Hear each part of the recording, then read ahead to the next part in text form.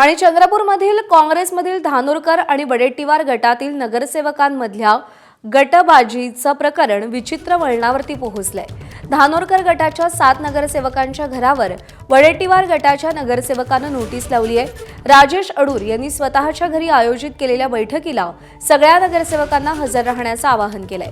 मात्र नोटीशीमधील मजकूर आणि वेळ यामुळे अनेक प्रश्न निर्माण झालेत। आढावा घेतलाय सारंग पांडे यांनी। काँग्रेस पक्षातील जे धानोरकर गटाचे 7 नगरसेवक आहे यांच्या घरावर काल एक नोटीस लावण्यात आलेली आहे। ही नोटीस वडेट्टीवार गटाचे जे नगरसेवक आहे राजेश अडूर यांच्याकडून ही लावण्यात आलेली आहे।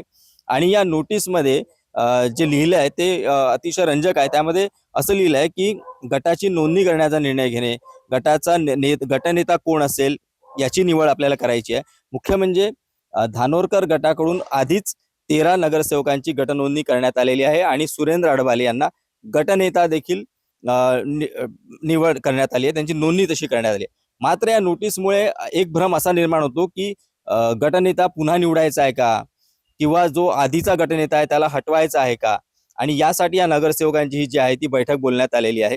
मुख्य म्हणजे ही बैठक जी होती काल दुपारी 12 वाजता होती असं या नोटीसमध्ये आहे।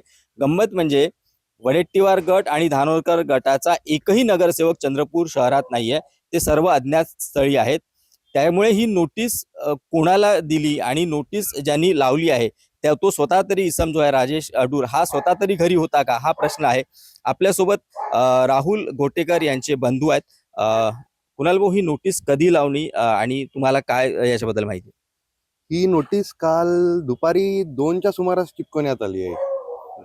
2 अज्ञात इसम आले आणि त्यांनी हा नोटीस चिपकवला आणि याची आम्हाला कुठल्याही प्रकारे सूचना देण्यात आली नाही।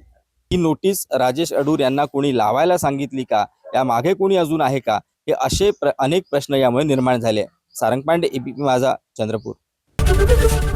एबीपी माझा, उघडा डोळे बघा नीट।